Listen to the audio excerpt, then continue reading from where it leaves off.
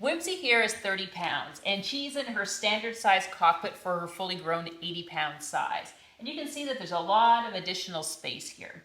And we want the cockpit to be as snug as possible for the dog so that they aren't being thrown side to side when you're going through twisties. What we're thinking is comfort and safety. So this is space that we don't want the dog to have. They don't need it for their comfort, and this is the space that in twisties and aggressive riding, bumping around on off-road, or in the case of a tip over, the dog gets thrown from one side to the other.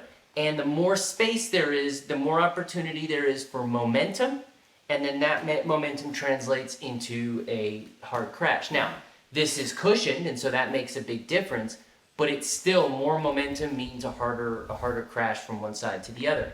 This is why it's incredibly important not just to do the sizing and get a cockpit that is big enough for your big dog, but that is small enough to really well protect your dog. And so we're always tending to push riders to just, go a little bit smaller than maybe comes naturally to them. This is why. This is an extreme example of it, but So she's 30 pounds in a cockpit that's meant for a dog up to about 80 pounds. Right. And so that range for a standard cockpit of 45 pounds up to about 85 pounds, that's a sort of a range, and it's a guiding principle. The visual is what's really important, and so that's why we have our tape outline exercise that we walk you through as part of the design process, and that you can get at GoRuffly.com and do it yourself before you make the purchase and get a good sense of how your dog is going to fit in their cockpit.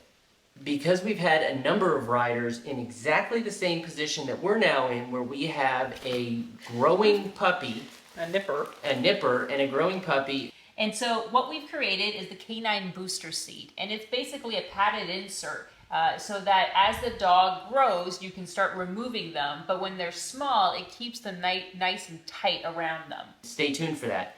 In the meantime, if you're exactly in this situation, really the best and easiest thing you can do is place some padded articles around the dog. So this can be rolled up towels, this can be throw pillows, I mean, you name it. Anything that's essentially going to be soft and that you can secure in here to really kind of pad the dog. You don't want to sort of make them claustrophobic in the sense of cutting down too much airflow, which is one element that the booster seat will take care of.